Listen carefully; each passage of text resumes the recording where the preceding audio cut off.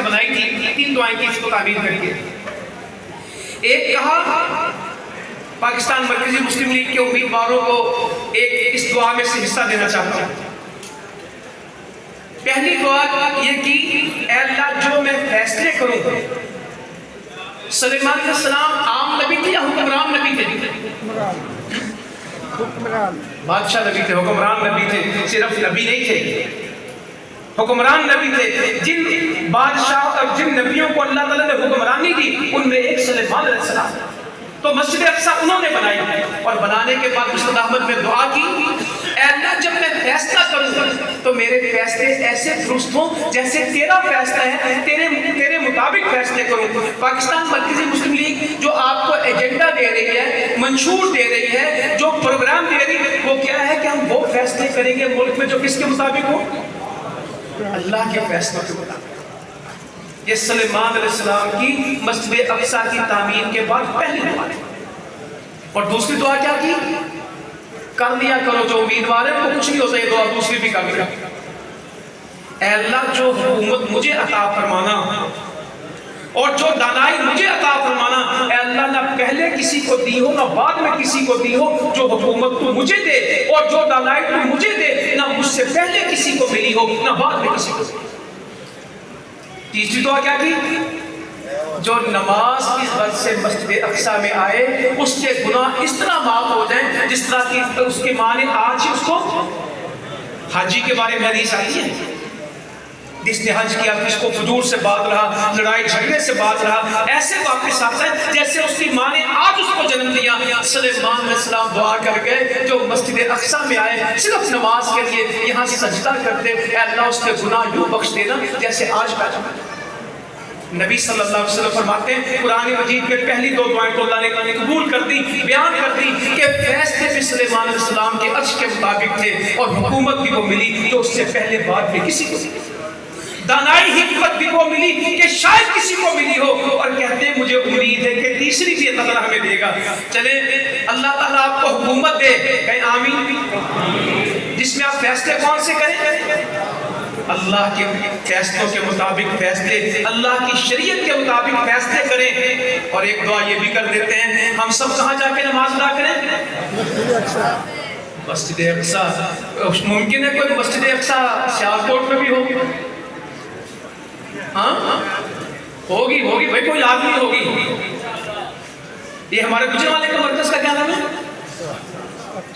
یہ جو نہر پہ ہے مسجد اقصیٰ، یہ ہے جب تک وہاں نہ جا سکے یہاں بتائیں تو صحیح، محلے والی میں ضرور جاتے رہنا ہے، کیونکہ 50 نمازوں کی جگہ 5 نمازوں کا فیصلہ بھی کہاں ہوا تھا؟ کس سفر میں؟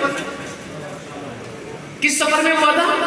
معراج میں ہی، اسی رات میں ہوا تھا۔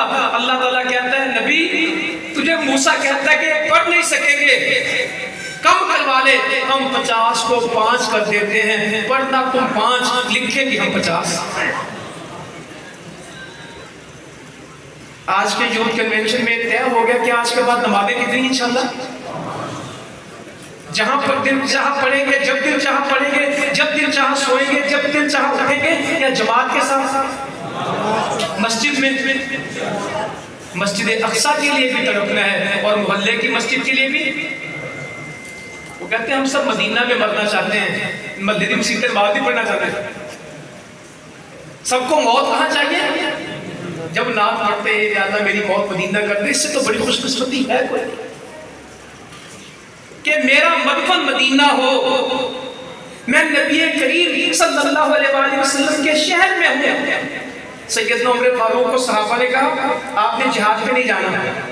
سبحان اللہ، مسجد اقصیٰ سے یاد آیا، مسلمانوں میں سب سے پہلے مسجد اقصیٰ کو کس نے کھولا؟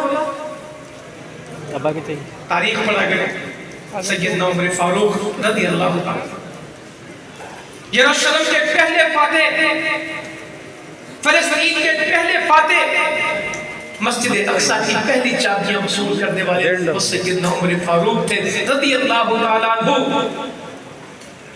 گھٹنوں تک مٹی لگی تھی، گارا تھا، پیبند والے کپڑے تھے، غلام اونٹ کے اوپر تھا، خود پیدل تھے۔ ایک اور بات کہوں گا، میں نے کل پرسوں بھی لاہور کے ایک سیاسی پروگرام میں کہی،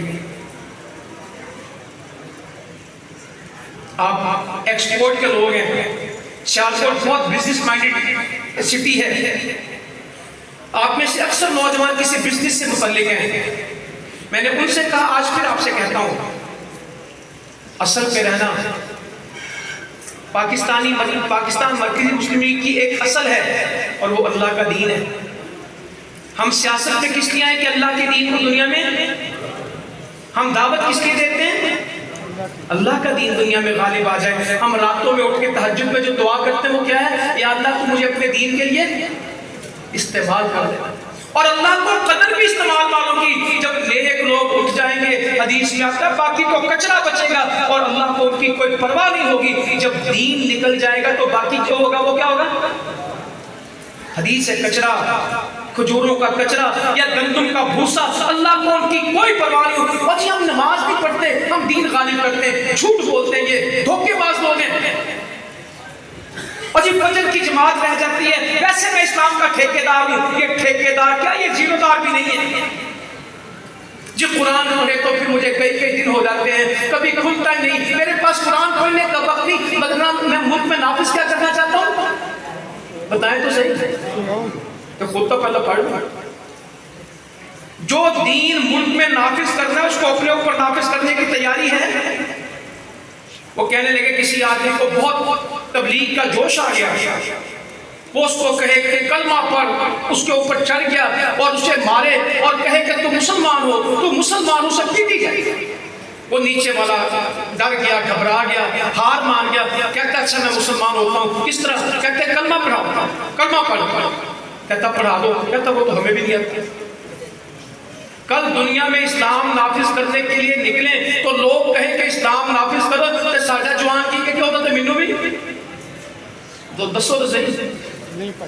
وہ کہنا مینوں بھی نہیں ہوتا پتا، نافذ ضرور تک نکلا ہے کہ قرآن حدیث نافذ کرا گے، پر پتا کوئی نہیں. پتا سب کو ہے کہ جب ہم اسلام کی حکومت آئے گی تو سب سے پہلے نماز آئے گی.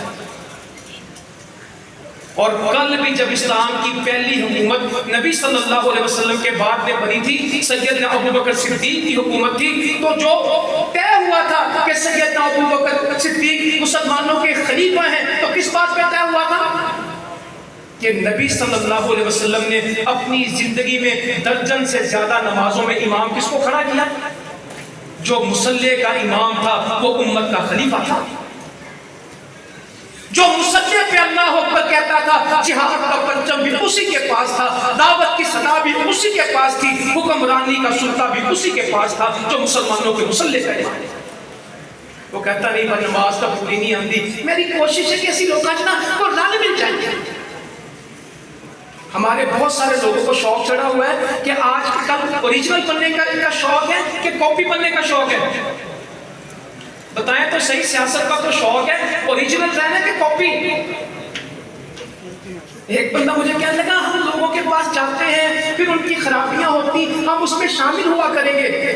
میں نے کہا ہم سیاست کر رہے ہیں، مذہب فروخت نہیں کر رہے. اور کاپی کی دنیا میں کوئی قیمت، ریپلیکا جو ہوتی اس کی دنیا میں کوئی قیمت نہیں ہوتی. جب بھی گھڑی بکتی اوریجنل بکتی ہے، کاپی تو 2000 میں ملتی ہے، اوریجنل 2 لاکھ میں نہیں ملتی. اپنی اصل پہ رہنا، اپنے منہج پہ رہنا، اپنے اصولوں پہ رہنا، اپنی شناخت پہ رہنا. جو لوگ اپنی شناخت گوا دیتے ہیں لوگوں میں ان کا کوئی تعارف نہیں ہوتا.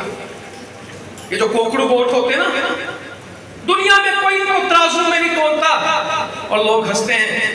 میرا دوست ہے کہنے لگا میں کسی ایئرپورٹ پہ اترا، میری داڑھی پوری، قمیص شلوار پہنی، وہ میرا بھیا دیکھ کے پریشان. تو مجھے کہنے لگے کہ پہلے ہم آپ سے سوال کریں گے امیگریشن کے متعلق، بعد میں آپ جائیں گے مجھے آفس کے.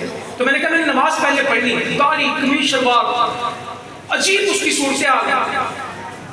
تو جب نماز پڑھی تو ان کا جائے اور کہا you are but you are.